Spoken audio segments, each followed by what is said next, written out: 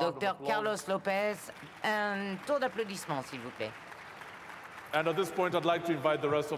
Et maintenant, je vais demander aux autres membres de ce panel de nous rejoindre. Je vais demander à Samir Abdelkrim, fondateur de startupbricks.com et également reporter technologique pour Afrique Le Monde en France. On va l'applaudir. Ensuite, nous aurons également Véron Mankou, qui est PDG et fondateur de VMK en République démocratique du Congo. Il va nous raconter ce qu'il a fait. Également Denver Firi, qui est spécialiste de l'économie de la santé pour GE Healthcare au Royaume-Uni et que j'ai rencontré l'année dernière lors de ce même forum. Et Ivo Shkovitz, qui est fondateur et directeur exécutif du Paramount Group Afrique du Sud. Et je vous demande d'applaudir tous nos panélistes, mesdames et messieurs. Merci beaucoup. Et vous savez, cette discussion peut prendre différentes directions. Mais je vais commencer avec vous, Denver. Comment comprenez-vous tout ce que vous venez d'entendre? Le terme en lui-même s'explique tout seul, quelque part. Le terme d'innovation, c'est la racine de notre discussion. Et nous parlons donc maintenant de l'innovation inversée, bien sûr. Et il faut analyser la clé de cette innovation inversée. Donc c'est une question de se dire, l'Afrique a différentes problématiques à gérer, les enfants africains ne peuvent pas acheter des jouets, donc on va les produire nous-mêmes. Oui, et puis ensuite on les fait pour nos enfants et on les distribue ailleurs sur la planète. Alors, Mankou, moi je suis très intéressé par votre histoire parce que vous avez développé une tablette qui va être lancée. Parlez-nous de cela. Dites-nous comment cela s'est passé. Déjà, il faut savoir que la tablette ne va pas être lancée, la tablette a déjà été lancée. Alors, l'histoire de VMK, c'est une histoire simple et j'aimerais d'abord féliciter l'organisation de New York Forum Africa, dont je suis un enfant. Ça fait 4 ans que je viens ici, le New York Forum Africa m'a beaucoup aidé. Alors, on me fait signe. Là, c'est bon? Bien, donc je disais que l'histoire de VMK, c'est l'histoire de jeunes qui ont créé une start-up au Congo-Brazzaville, qui était une start-up dédiée sur les tablettes tactiles, les smartphones et les téléphones basiques, mais ayant du mal à faire ce travail sur le continent, nous étions partis le faire en Chine. Là, c'était dans les années 2009. Et pendant, on va dire, 4 ans, on a fait tout ce qu'on a... Tout nos produits. Assembled in China, okay. Designed in Africa. Donc pendant tout ce temps, on allait en Chine pour assembler nos projets, que ce soit des tablettes, des smartphones et tout. Et depuis le mois de juillet, nous avons finalement lancé notre usine sur le continent et à Brazzaville. Donc notre usine fabrique des téléphones, des tablettes et aussi des smartwatches. Et notez qu'à l'époque, quand nous sommes allés en Asie, c'est parce que l'Asie était la solution la moins chère. Mais depuis 2007 jusqu'à aujourd'hui, les prix en Asie n'ont cessé de grimper. C'est-à-dire que, pour imager juste ce que je dis, à l'époque, la main-d'œuvre dans nos produits coûtait moins de 5%, et aujourd'hui, ça dépasse les 15% quand on fait assembler sur le continent asiatique. Alors qu'au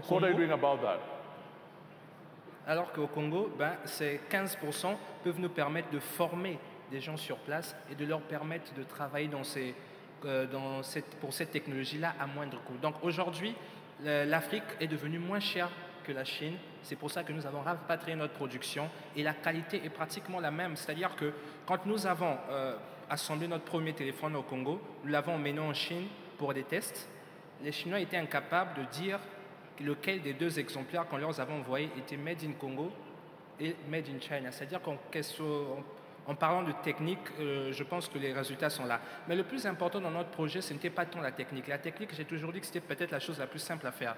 Le plus important dans notre projet, c'était psychologique. Il y avait un facteur bloquant psychologique qui faisait que quand on disait aux gens qu'on voulait faire des tablettes, on voulait faire des smartphones en Afrique, personne ne croyait.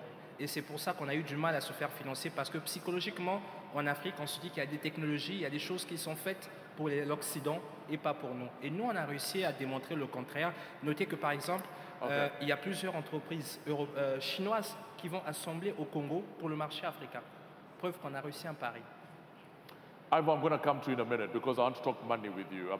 Ivor, je vais vous parler très bientôt parce que je veux vous parler argent. Je serai très intéressé de savoir ce que vous allez me dire.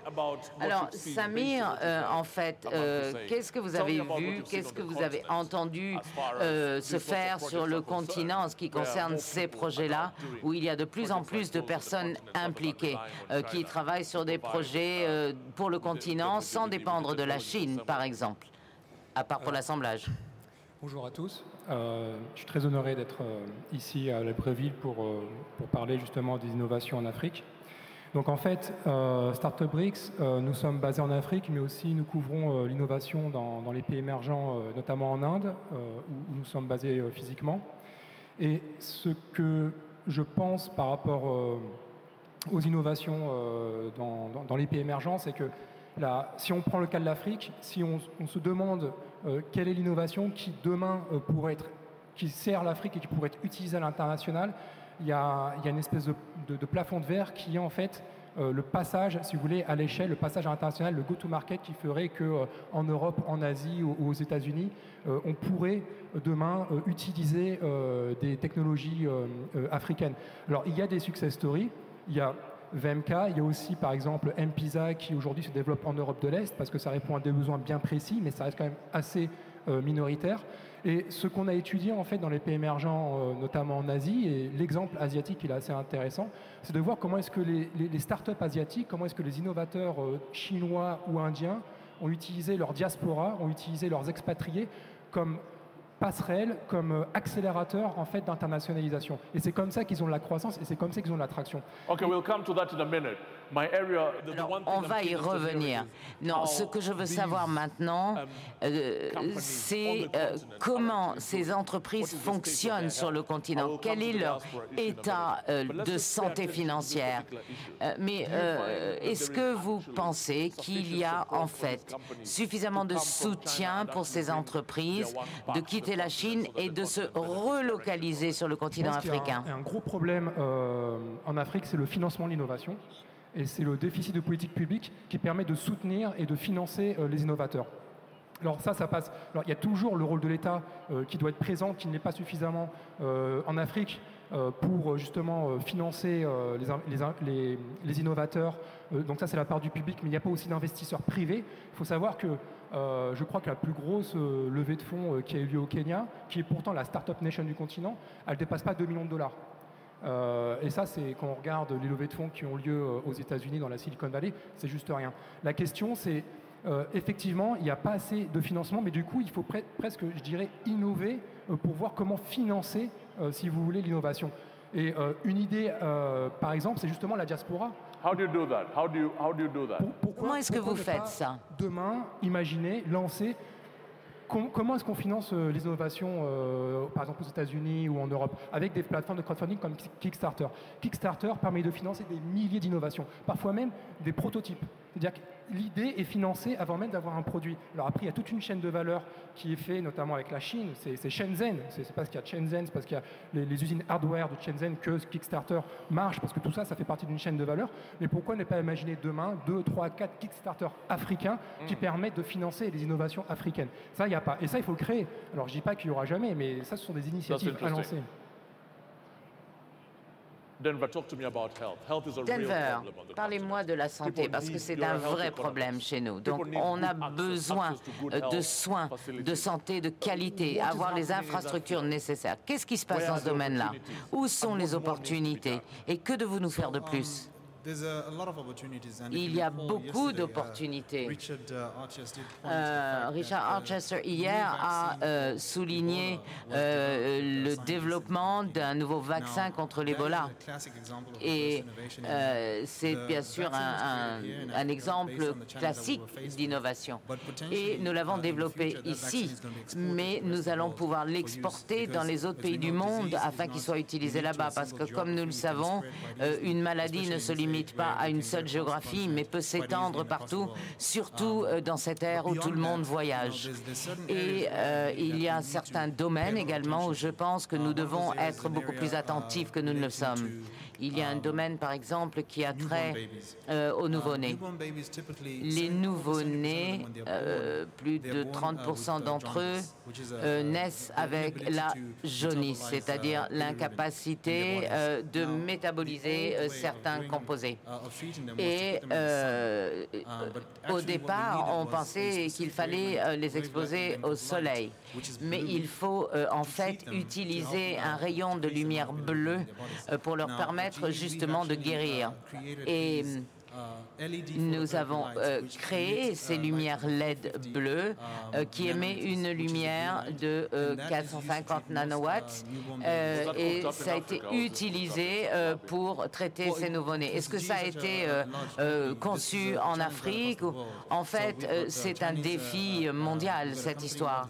Et donc, nous avons bien sûr une entreprise avec des membres chinois, des membres africains, mais nous savons que l'utilisation fondamentale de cette technologie sera très très utile en Afrique. Il existe en Afrique ce défi et la solution a été devisée en Afrique. Mon ami, je dois vous faire quelque chose. Vous travaillez dans des multinationales, mais vous ne trouvez pas de solution pour les pauvres. Les grandes sociétés sont motivées par le profit, par les bénéfices. Et si c'est une maladie de l'homme pauvre, alors vous ne chercherez même pas à trouver une solution pour la guérir. Vous avez parlé de tout ça, c'est brillant. Mais qu'en est-il des autres membres de la population? Vous savez, en ce qui concerne l'innovation, il faut établir les priorités. Il faut, je vous dis, plus de 70% de tous les bébés nés au monde naissent avec cette condition physique. Et donc, il faut trouver un investissement. Mais vous êtes mené par le profit. Les gens en Ouganda ne peuvent pas acheter cette lumière LED que vous avez mentionnée. Si, parce que le prix baisse constamment. Et ça, c'est la fonction des licences que nous détenons dans l'entreprise. Par exemple, pour cette lumière particulière, nous avons pu réduire la quantité d'énergie requise pour alimenter ce dispositif. Et il utilise 50 watts de lumière, par exemple. Alors, mais la lumière, effectivement, c'est un problème en soi parce qu'il n'y a pas beaucoup d'électricité. Et ça va peut-être compliquer les choses. Non, mais vous savez, nous n'utilisons que 20 watts de lumière pour ce même dispositif.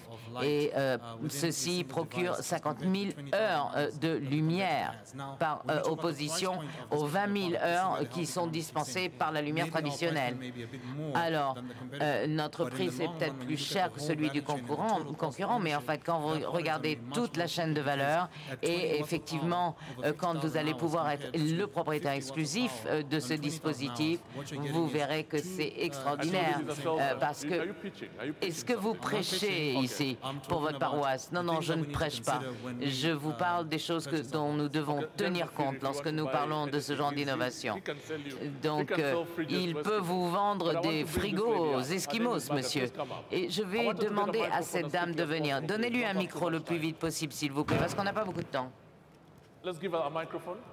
Donnons-lui un micro. Alors, je voulais que vous reveniez sur ce que vous avez dit en revenant aux traditions de l'Afrique. Vous avez parlé auparavant de quelque chose qui était là-dessus. La voilà, la voilà. Oui, merci Alan. Alors c'est la seule question que je vous ai posée. Donc je suis content que vous m'ayez invité là parce que j'étais en train de me dire que je voulais absolument que vous me parliez. Mais je devais être dans ce panel et je ne savais pas si je pouvais le faire. Bon allez, revenons au point s'il vous plaît. Je connais bien toutes ces personnes qui vont nous parler de technologie et autres, mais je pense que le titre c'était l'innovation inversée et je pensais que c'était quelque chose qui part de l'Afrique vers les autres pays. Donc si on regarde aujourd'hui, le monde occidental est malade en termes de boissons, en termes d'alimentation, en termes de façon de vivre. On est malade. Quoi? Prenons les boissons. Si on prend une société de boissons, j'ai travaillé dans ces sociétés-là qui faisaient des biscuits. Et puis ensuite, on a travaillé à partir des traditions anciennes pour faire des crèmes. Et je leur vends mon savoir-faire qui vient de l'Afrique. Et ça vient du Sénégal et autres. Donc je pense que le monde est prêt et ne demande que ça, nos produits traditionnels. Et donc on voit que les gens ont envie de ces produits-là. Et moi, je me rends compte que je ne veux surtout pas utiliser du Prozac ou des choses comme ça. On se calme, on se calme. Quand on regarde les gens qui sont là, on les caricature un peu quand même. On n'est pas en train de regarder quels sont les docteurs. Non, mais je veux dire, c'est très dur parce que quand vous leur demandez quel est l'état de santé en Afrique, quand vous vous rendez compte que je me suis dit que je ne veux pas utiliser le mot Afrique et c'était pas possible de dire guérisseur. Si vous mettez guérisseur et africain ensemble, alors c'est tellement plein de négatifs. J'ai été au Sénégal, j'ai été dans plein de pays. Et donc voilà, c'est un art du marketing. Alors qu'est-ce que vous lui répondez? Alors comment est-ce que vous pouvez faire jouer ensemble de la musique? L'idée et le concept de l'innovation.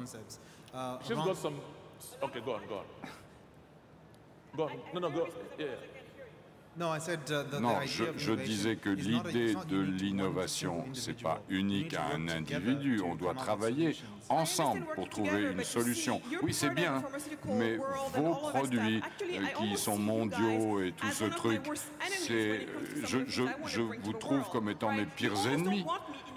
Vous voulez pas que j'existe? Enfin, je veux dire, il faut être clair quand même. Non. Okay, you can now sit down there because you're going to make this discussion very difficult. Non, ça va. Alors cette discussion va devenir un peu dure. Voilà, elle s'en va d'ailleurs. I'm coming to you in a minute. I'm coming to you. But Denver, mais bon, do fight for your corner. Let's hear it. Non,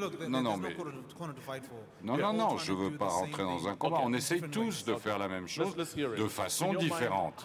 Donc, à votre avis, comment faites-vous pour travailler avec les innovations qui existent déjà aujourd'hui? Eh bien, c'est ce que j'ai dit. Quand les nouveau-nés, à l'époque, on mettait les nouveau-nés au soleil. On a appris qu'on n'avait pas besoin de l'ensemble du spectre de la lumière. Et donc maintenant, on a mis en place des outils spécifiques de telle façon que ces nouveau-nés puissent recevoir leur traitement plus rapidement et qu'on puisse traiter plus d'enfants. Alors après, il y a des problèmes de propriété intellectuelle, mais bon. Elle a, une idée brillante, elle prend ce qui existe aujourd'hui, vous mettez de l'argent dedans, et alors ça devient un produit international, pourquoi pas? Alors, je dois vous dire que je suis complètement de son côté. L'innovation inversée est vraiment, pour nous les Africains, ayant confiance dans nos produits, dans ce que nous pouvons faire et le fait qu'on peut le donner ou le vendre au reste du monde.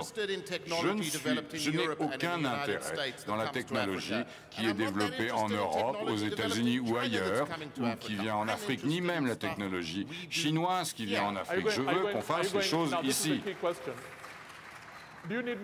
Vous posez une question. Est-ce que vous avez besoin d'argent? Évidemment, tout le monde a toujours besoin d'argent. Qu'est-ce qui vous attirerait pour travailler avec une personne comme ça? Il y a un vrai problème d'accès aux capitaux sur ce continent. Enfin, on le sait tous. C'est le premier handicap. Il est très difficile pour une jeune personne comme ça pour trouver des capitaux. Il faut qu'on règle ça. Donc si elle me trouve et qu'elle arrive jusqu'à moi, si elle arrive à passer la barrière des secrétaires et des assistantes, La première chose que je vais faire, c'est que je vais chercher une idée qui part de l'Afrique vers le reste du monde. Car si ça marche dans le reste du monde, évidemment ça va marcher en Afrique. Et alors, c'est l'idée d'aider à mettre en place un business plan qui va tenir la route. Si les gens en Afrique arrivent à travailler en innovation inversée, eh bien, vous verrez que dans tous les domaines, domaines médicaux, domaines scientifiques, ben, vous allez trouver des Africains. Si vous regardez dans le domaine des chercheurs en Europe, eh bien, vous trouvez des Africains. Mais bon sang de bonsoir, pourquoi ils ne sont pas là en Afrique? Et c'est ça notre véritable défi. Alors, on devient tous un peu excités. Maintenant, je suis en général très calme. Donc, essayons de mettre les pièces du puzzle ensemble. C'est important de pouvoir structurer toutes ces idées. Bien, nous devons nous rendre compte que la main-d'œuvre la plus spécialisée, la compétence en termes de main-d'œuvre est un marché mondial. Vous pouvez avoir des problèmes sur les îles grecques, en Méditerranée, mais il n'y a aucun problème nulle part pour les ingénieurs software, d'où qu'ils soient. Le marché universel des compétences en main-d'œuvre se trouve dans les domaines les plus sophistiqués de l'innovation, partout dans le monde, y compris l'Afrique. Donc ça, je veux dire, c'est pas un scoop. Donc, on doit comprendre pourquoi ce processus de libéralisation du commerce à travers les marchandises, les services, les capitaux, n'a pas atteint un niveau tel que l'on peut libéraliser l'ensemble. En fait, on ajuste cette libéralisation globale ne s'est faite que pour un petit segment, celle des compétences précises et fortes. Quand on développe son économie très rapidement, comme on le fait maintenant en Afrique, et quand on peut prendre d'ailleurs l'exemple de la Chine qui commence maintenant à diminuer, votre premier atout est les gens qui sont là. Mais comme quand vous continuez à avancer, vous vous rendez compte que les sociétés vieillissent. Donc, si on prend toutes les sociétés, le Japon, qui à un moment donné a été au top de l'innovation, ils ne peuvent plus concentrer leur puissance dans la production, mais dans la possibilité de contrôler la puissance des softwares. Ça veut dire la propriété intellectuelle, par exemple. C'est pourquoi, en Afrique, nous avons 46 000 brevets déposés, alors que aux États-Unis, il y en a 8 millions. 8 millions. Ou au Japon, il y en a 6 millions. Déjà, en Chine, il y en a 5 millions. Pourquoi est-ce qu'il y a une telle différence? Parce que la propriété intellectuelle est à la base de la protection de l'innovation et de l'intelligence. Alors, la façon de répondre aux défis qui nous font face, c'est pas en vendant du café. Ça, on sait très bien que ce produit a une valeur au-delà des grains de café. Parce que nous devons nous rendre compte. Si vous regardez, prenez Starbucks, par exemple, vous vous rendez compte que Starbucks dépense moins d'argent pour acheter le café qu'en frais de marketing. Les frais de marketing de Starbucks sont plus importants que l'achat de tout le café. Et donc on peut donc discuter et s'énerver un peu et regarder ce qui est bien ou pas. Mais si on n'a pas les instruments qui vont nous permettre que ça se passe, on se cache, on se met la tête dans le sable. Donc vraiment, la première, j'en reviens à ce que j'ai dit, le premier souci, c'est le financement. Car nous pensons également que les Africains n'ont pas assez d'argent. C'est un peu couillon quand même. Ce qui se passe, c'est ce qui suit. Entre les fonds souverains et les banques centrales, l'Afrique met de côté 500 milliards de dollars.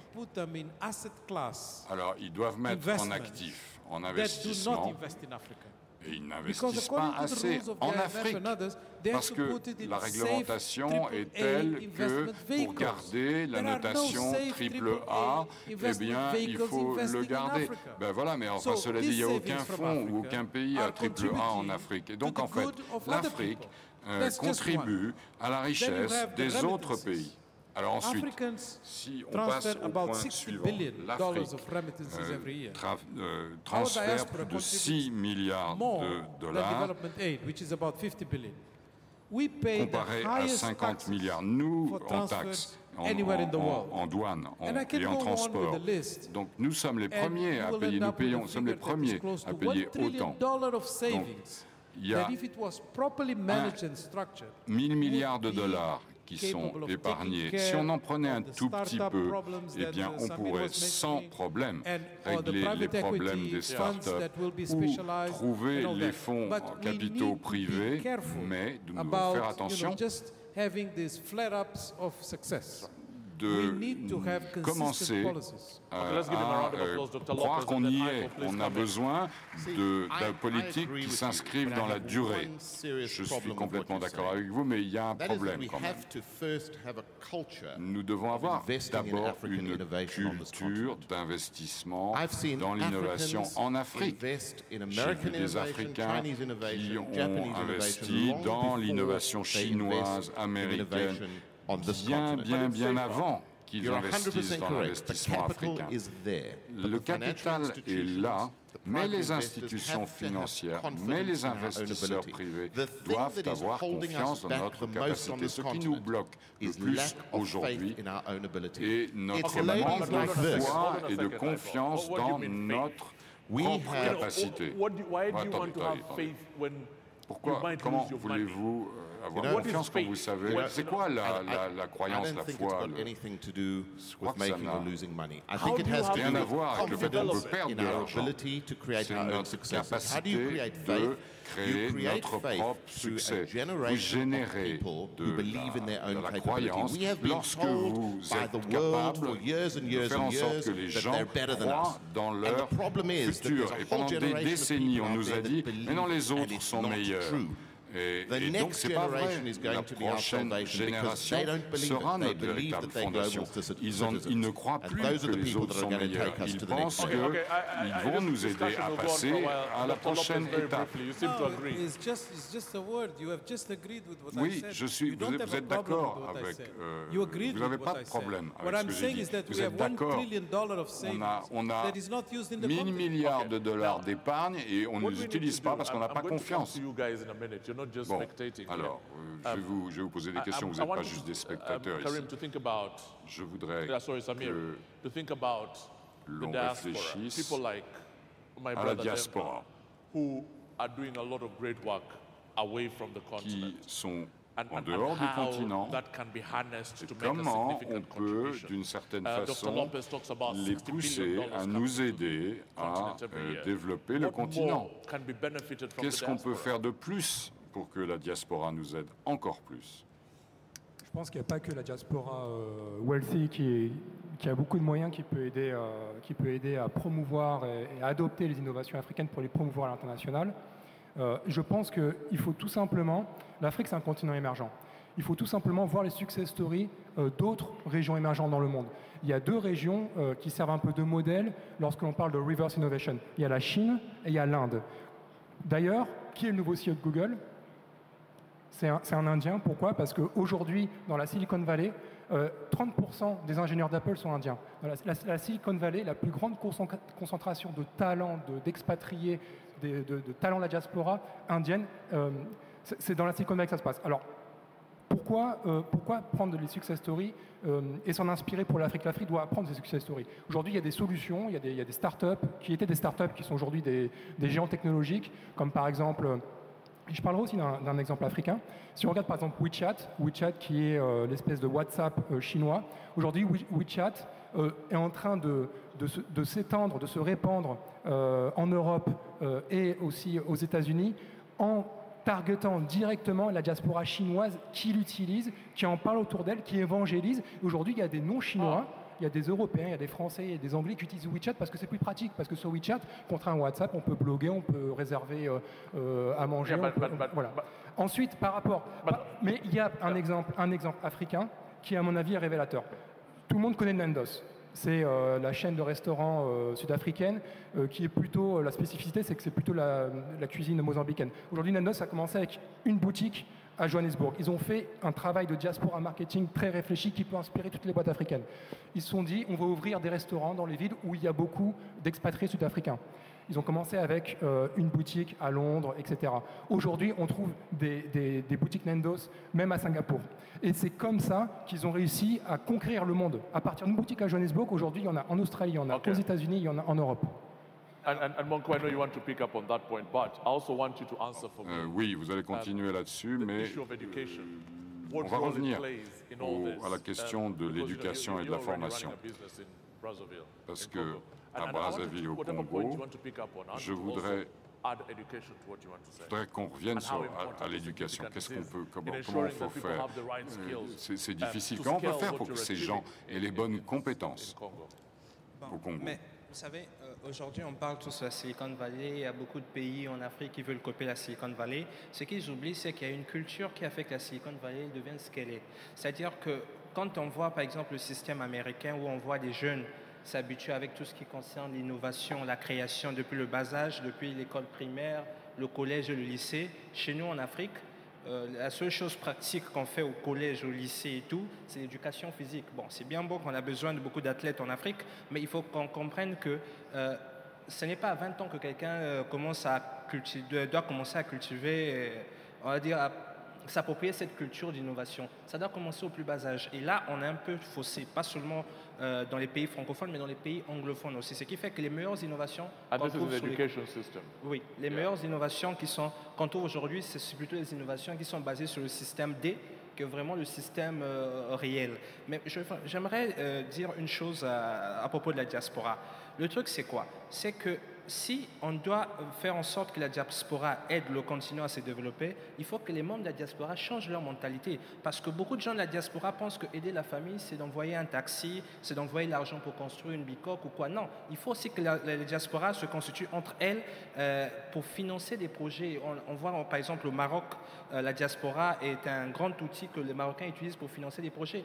Mais généralement, hors du Maroc, dans tous les autres pays, pour le moment, la diaspora, ce n'est que ceux qui envoient les taxis, s'occupent que de leur famille plutôt que de la nation. Alors que cette mentalité devrait changer pour faire avancer les choses. Okay.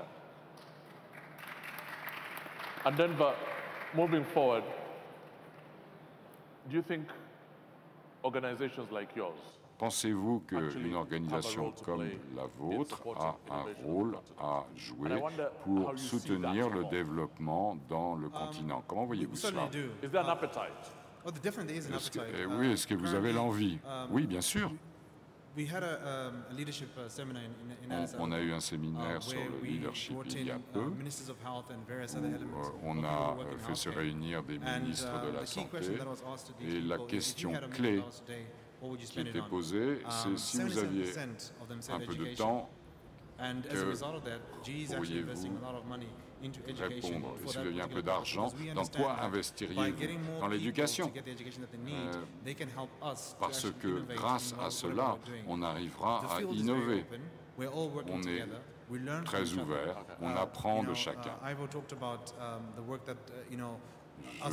peux également parler du travail que nous faisons avec l'ensemble du monde. J'ai parlé comment nous faisions de la recherche récemment et comment, à partir de la recherche qui est faite ici en Afrique, nous arrivions à un nouveau produit en intégrant des techniques et des modèles et processus d'autres secteurs, comme l'industrie aéronautique par exemple. Alors, des milliardaires comme vous, dites-nous quelles sont les 2 ou 3 choses que des jeunes doivent savoir pour arriver là où vous en êtes. C'est beaucoup moins compliqué que ce que vous pensez, en fait. Les capitaux cherchent des idées innovantes, des personnes avec de l'énergie et des personnes qui aient des concepts simples et innovants.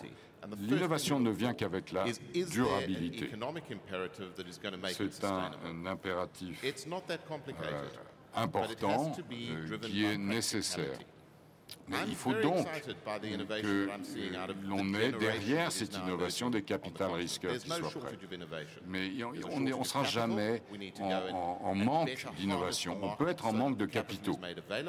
Il faut que les capitaux soient disponibles. Il faut qu'on apporte, qu'on rende disponibles ces capitaux auprès des jeunes. On doit arrêter de regarder ailleurs et en dehors de l'Afrique.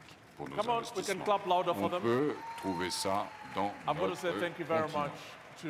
Eh bien, écoutez, je voudrais remercier Dr. Carlos Lopez pour Samia Abdelkrim et également pour mes amis Véron Mankou, PDG fondateur de VMK, Denver Firm, spécialiste de l'économie et de la santé chez GE Healthcare. Et enfin, dernier mais important, le fondateur et directeur exécutif de Paramount Group Afrique du Sud, Iver Ichikovic. Nous vous remercions beaucoup. Je m'appelle Alan Kassoudja, merci beaucoup. Il y a maintenant une soirée qui va commencer et vous pouvez venir demain. Nous recommencerons à 9h précise.